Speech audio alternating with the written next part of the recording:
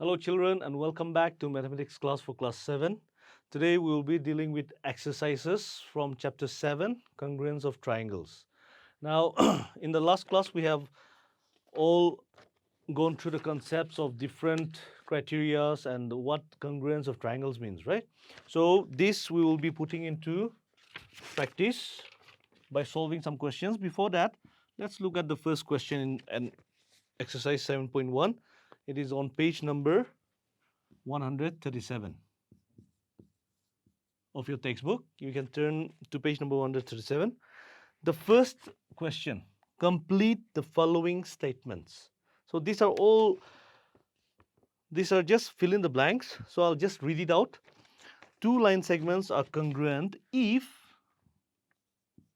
they are congruent if they should have the same length. That means if they have the same length.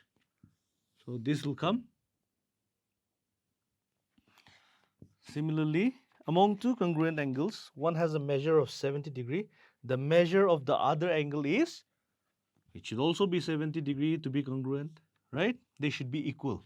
That means if this is 70 degree, this should also be 70 degree to be congruent, to be same, right? And see, when we write angle A is equal to angle B, we actually mean, it's the same thing, we actually mean this. So you fill up with this, all right? So this is all about the fill up the blanks. Let's move on to the problem solving questions. All right, let's look at question number, okay, before we go there, let's discuss about question number 2. Give any two real life examples for congruent shapes.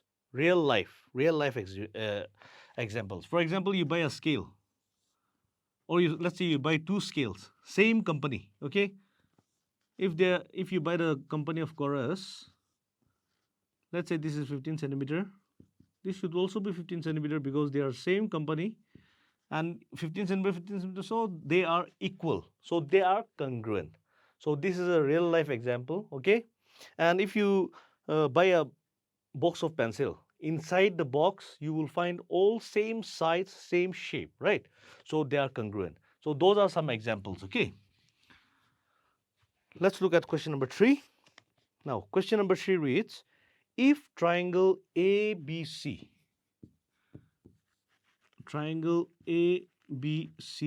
are congruent, to triangle FED. Under the correspondence, ABC is corresponding to FED. ABC is corresponding to FED. Write all the corresponding congruent parts of the triangle. That means we have to write like this. Since they are corresponding to each other, just by looking at these names, we will find the congruences. So, corresponding parts. So, let's say A, okay, the angle A. Angle A, here the first one is angle F. So, angle A is corresponding to angle F. Angle B is corresponding to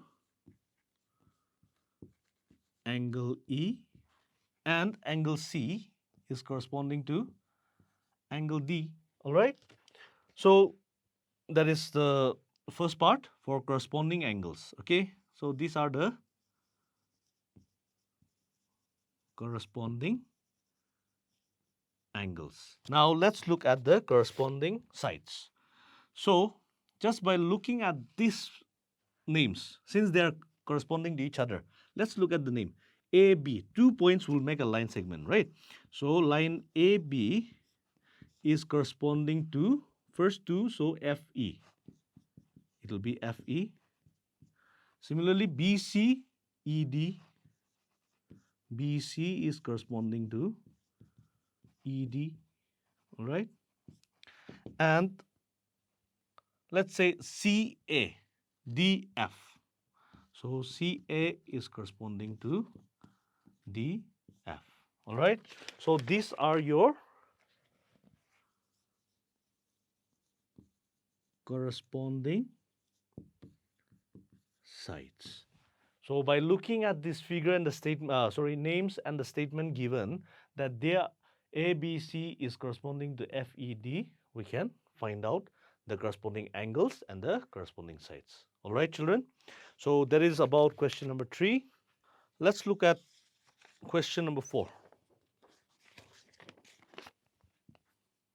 Question 4, they have given us a figure like this and this. So D, F, E, A, C, B. And the condition, if triangle DEF is congruent to triangle BCA. Write the parts of triangle BCA that corresponds to triangle BCA that corresponds to angle E. Now, these two triangles are congruent, okay? So, we have to find out which angle is congruent to angle E. Therefore, angle E is corresponding to, now look here, look at this name, DEF, BCA. E is in the middle, C is in the middle. So I can directly write like this. Angle E corresponds to angle C. We don't even have to look at the figure, all right? But just for your understanding, if you know how to read the name, you can find the corresponding angle easily. So this is the first one. The second one is line EF. See, just by looking at this, EF, CA. So EF will correspond to CA. That means this EF will correspond to this, right? And 3, angle F. Angle F, it's on the third place. So here the third one is angle A, this one, right? This is the second angle. The first angle was E and C. All right. And finally, the question is question 4, DF, line DF. So DF, BA. All right. Sorry, these are not equal. These are corresponding. It's not equal sign. All right. So we can just look at the names, the triangle names given, and directly find it out. All right. So that means DF is corresponding to BAAB, same thing, DFFD, same thing. All right. So this is how you find the corresponding parts of a congruent triangle. So if you look at the names without even looking at the image, you can write all the answers. All right. So that is all about exercise 7.1. Now here we're going to look at question number 1. The question here is, which congruence criterion do you use in the following? Now we have learned about 4 different criterias. Now we have to apply them, all right? So the first question is A, given, okay? Given A, the figures are given like this. Same triangle, A, B, C, D, E, F. Now they have given us AC is equal to DF, AB is equal to DE. So, and also they have given us BC is equal to EF. All right. So we have to identify which criterion is making these two congruent. Now, if you look here, AB is equal to DF, AB is equal to DF, it should be DE. Sorry, AC is equal to DF, then AB is equal to DE, and BC is equal to EF. So they are saying that these triangles are congruent, right? Because of this. Now we know that this is side, side, side.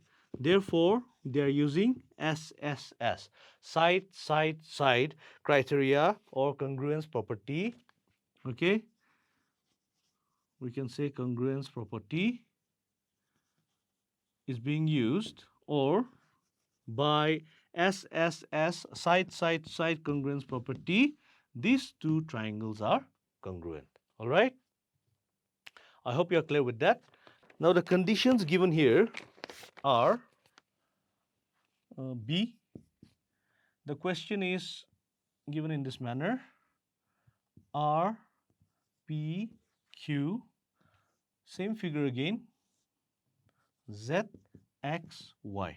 Now in these two triangles, they have given us the conditions Zx is equal to Rp. That means Zx is equal to Rp.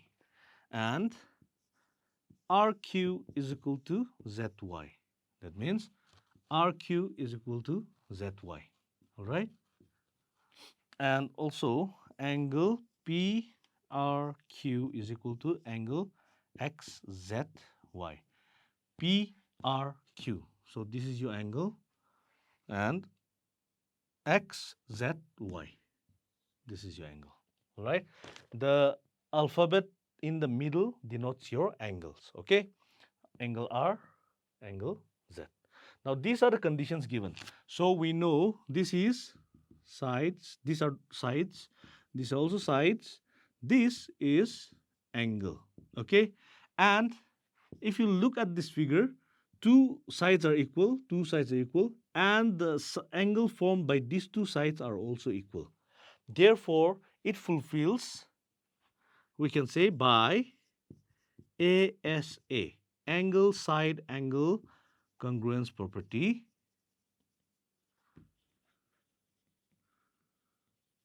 triangle.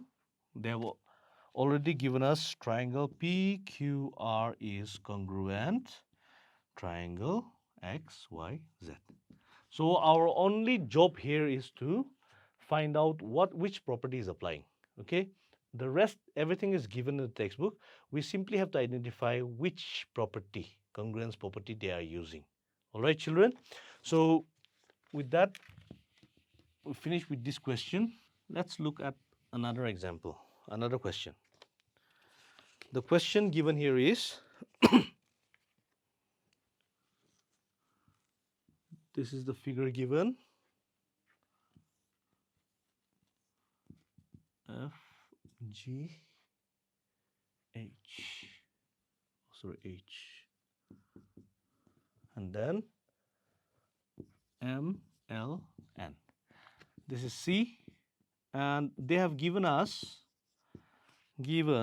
angle MLN is equal to angle FGH. MLN, this, FGH, this. That means these two are equal, and angle NML is equal to angle GFH. NML, NML. That means the letter in the middle gives you the angle. Similarly here, MLN, MLN. So this one. So NML is equal to GFH. Okay.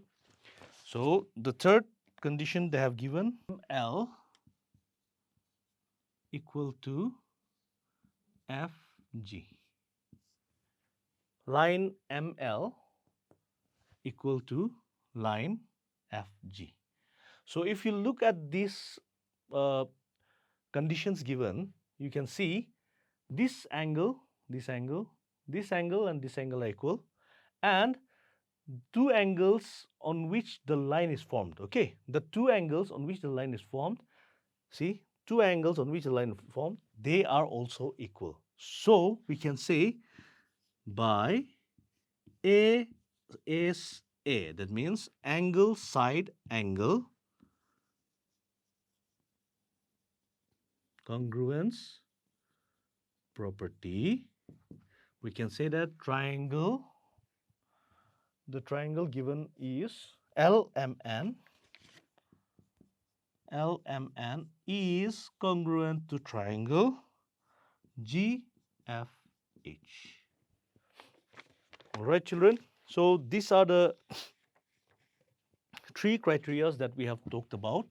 The next question we have, right? Two figures are given, A, B, C, D, E. These are equal, and these two equal. This is 90 degrees. So, question D.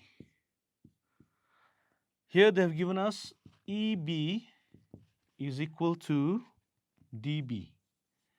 EB is equal to DB. All right. And then AE is equal to BC. AE is equal to BC. And angle A is equal to angle C is equal to 90 degree. And they have given us the triangle ABE is congruent to triangle ACD. All right. So we have to find out which criteria it is fulfilling. All right. So let's look here. EB, DB. All right. We have the hypotenuse. The hypotenuse. All right. The hypotenuse. So this is the hypotenuse. AE and BC. AE and BC is the side or the base of both of them. All right. The base for both of them. So this is one side and both the angles are 90 degree. That means right angle. So by RHS congruence property, we can say that triangle ABE is congruent to triangle ACD. That means ABE triangle is congruent to triangle AC, it should be BCD,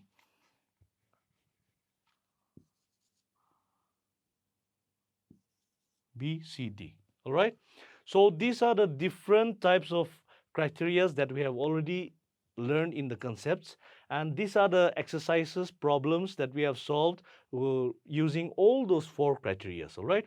So with this, we will come to the end of our class. We will continue the other exercises and other problems in the next class. So until then, please continue to study hard and practice really well so that we can continue to progress without any difficulty. So till then, take care. See you.